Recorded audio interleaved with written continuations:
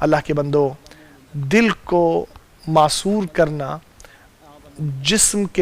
جسم کو غلام بنانے سے زیادہ مشکل ہے، اور اسی طرح دل کو استعمال کرنا جسم کو استعمال کرنے سے زیادہ مشکل ہے۔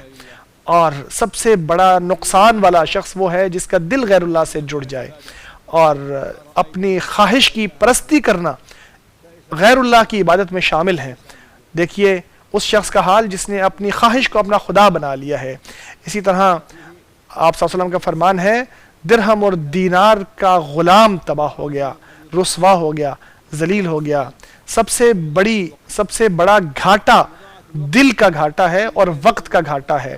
اگر انسان کا وقت ضائع ہو جائے، انسان کا دل ضائع ہو جائے، تو اس کا مطلب یہ ہے کہ انسان آخرت کو ترجیح نہیں دیتا بلکہ دنیا کی ترجیح دیتا ہے، اور اسی طرح انسان اپنے وقت کو خواہش پرستی میں ضائع کرتا ہے اور آخرت کی فکر نہ کر کے کرتا ہے۔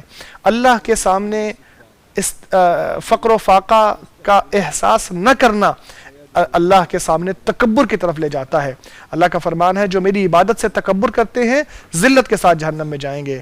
اس کے حوالے سے 3 چیزیں ہیں جو رکاوٹیں ہیں۔ پہلا شرک جو کہ توحید سے زائل ہو جاتا ہے، دوسرا بدعت ہے جو کہ سنت کے ذریعے زائل ہوتی ہے، اور تیسرا گناہ جو کہ توبہ کے ذریعے زائل ہوتا ہے، اللہ کے بندہ زائل ہوتا ہے۔ اللہ کے بندو، اللہ سے ڈرو، اپنے اس نئے سال کو توبہ کے ساتھ اور نیک کاموں کے ساتھ شروع کرو، کیونکہ دیکھیے آپ کی عمریں آپ کے اعمال کا صحیفہ ہے۔ دن بڑی تیزی سے گزر جاتے ہیں اور دن سارے ہی گزر جاتے ہیں۔ انسان کا عمل اس وقت تک ختم نہیں ہوتا جب تک اس کی موت نہیں آ جاتی، وہ عبادت کرتا رہتا ہے۔ اللہ نے کسی مومن کے لیے عمل کا آخری حصہ یا آخری وقت نہیں رکھا، بلکہ موت ہی انسان کے عمل کا اختتام ہے۔ کوئی گھڑی ایسی نہیں ہے کہ جس میں اللہ تبارک و تعالیٰ کا قرب حاصل کرنے کے لیے کوئی کام نہ کیا جا سکتا ہو۔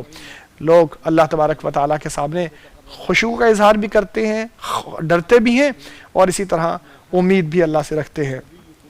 ان دنوں میں کیے جانے والے نیک کاموں میں وہ چیزیں بھی شامل ہیں جو نبی اکرم صلی اللہ علیہ وسلم نے ان دنوں کے حوالے سے بتائی ہیں، جیسا کہ 10ویں دن کا روزہ ہے۔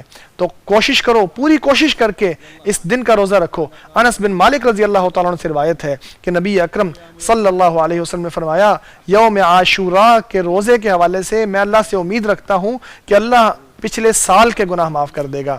اسی طرح انس بن مالک رضی اللہ تعالیٰ عنہ سے روایت ہے کہ آپ صلی اللہ علیہ وسلم نے فرمایا، یہودیوں کی مخالفت کرو، اس سے پہلے یا اس کے بعد ایک دن کا روزہ رکھا کرو۔ اسی طرح دوسری روایت میں ہے، اس سے پہلے ایک دن کو روزہ رکھا کرو یا اس کے بعد ایک دن کا روزہ رکھا کرو۔ اسی طرح آپ صلی اللہ علیہ وسلم کا فرمان ہے، اگر میں اگلے سال تک زندہ رہا تو میں 9ویں دن کا روزہ رکھوں گا۔ اللہ تعالی ہم سے اور آپ سے قبول فرمائے، اور ہمارے حال کو ہمارے ماضی سے اچھا بنائے، اور ہمارے مستقبل کو ہمارے حال سے بہتر بنائے۔